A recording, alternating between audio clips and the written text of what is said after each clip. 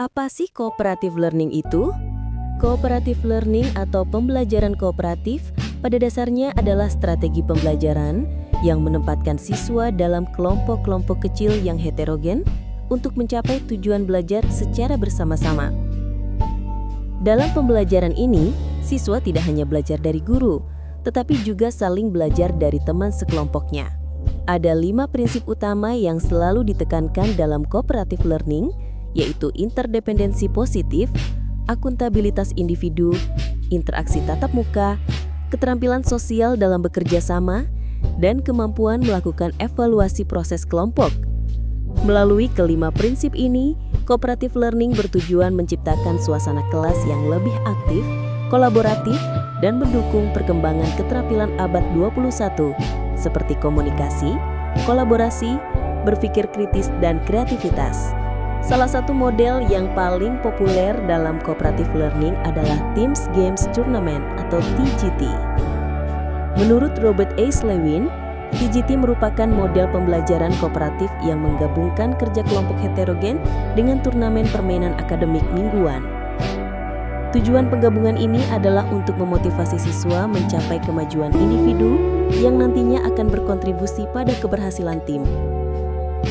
Inti dari TGT adalah bahwa siswa belajar bersama dalam tim, saling membantu memahami materi, kemudian berkompetisi secara individu dalam bentuk permainan berbasis pengetahuan. Kombinasi antara kolaborasi dan kompetisi yang sehat inilah yang menciptakan ketergantungan positif dan membuat pembelajaran lebih menarik serta bermakna. Jika kita melihat konsep dasarnya, TGT menekankan bahwa setiap anggota tim berperan penting. Mereka belajar bersama, berdiskusi, mengerjakan latihan, dan mempersiapkan diri untuk turnamen. Setelah itu, pada sesi turnamen mingguan, siswa dari berbagai tim akan berkompetisi secara individu, namun skor yang mereka dapatkan akan memberikan kontribusi pada nilai tim mereka. Dengan kata lain, TGT tidak hanya mengembangkan pemahaman akademik, tetapi juga membentuk rasa tanggung jawab individu dan kebersamaan dalam kelompok. Dalam penerapannya, TGT memiliki beberapa komponen utama. Pertama adalah presentasi kelas, di mana guru menjelaskan materi baru menggunakan ceramah interaktif atau media pendukung seperti video dan diagram. Setelah semua siswa memiliki pemahaman awal yang setara, mereka masuk ke kelompok tim yang terdiri dari 4-6 orang dengan kemampuan dan latar belakang yang beragam. Di tahap ini, anggota tim belajar bersama, saling mengajar, dan mempersiapkan diri untuk turnamen. Selanjutnya, siswa mengikuti games atau permainan akademik yang biasanya berupa latihan soal atau permainan kuis sederhana untuk memperkuat pemahaman. Setelah itu, dilaksanakan turnamen, yaitu kompetisi individu antar siswa dari tim yang berbeda. Yang menarik, penilaian turnamen biasanya didasarkan pada peningkatan skor individu, sehingga semua siswa, baik yang berprestasi tinggi maupun rendah, memiliki kesempatan yang sama untuk memberikan kontribusi bagi timnya. Terakhir, guru memberikan penghargaan kelompok untuk tim dengan rata-rata peningkatan skor terbaik. Langkah-langkah penerapan TGT ini sangat terstruktur. Guru memulai dengan penyampaian materi, kemudian membentuk tim heterogen, dilanjutkan kegiatan belajar kelompok, permainan akademik, turnamen mingguan, dan diakhiri dengan perhitungan skor serta pemberian penghargaan.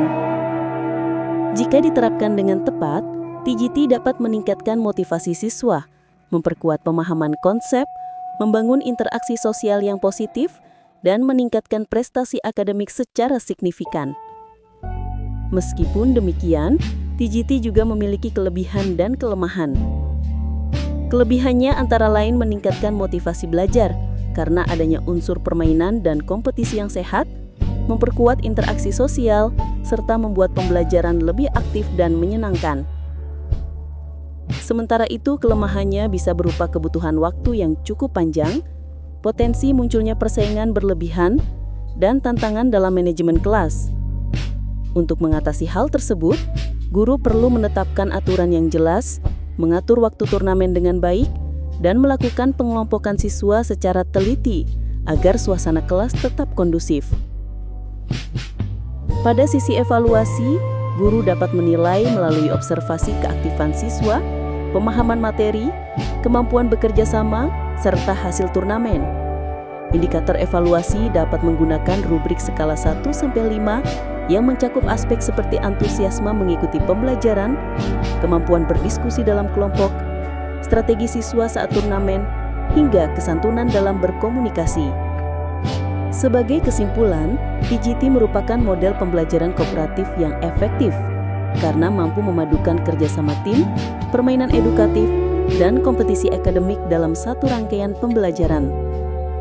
Model ini tidak hanya meningkatkan prestasi akademik, tetapi juga mengembangkan motivasi, kerjasama sosial, dan keterlibatan siswa secara keseluruhan. Oleh karena itu, PGT sangat cocok diterapkan pada berbagai jenjang pendidikan, mulai dari sekolah dasar hingga SMA.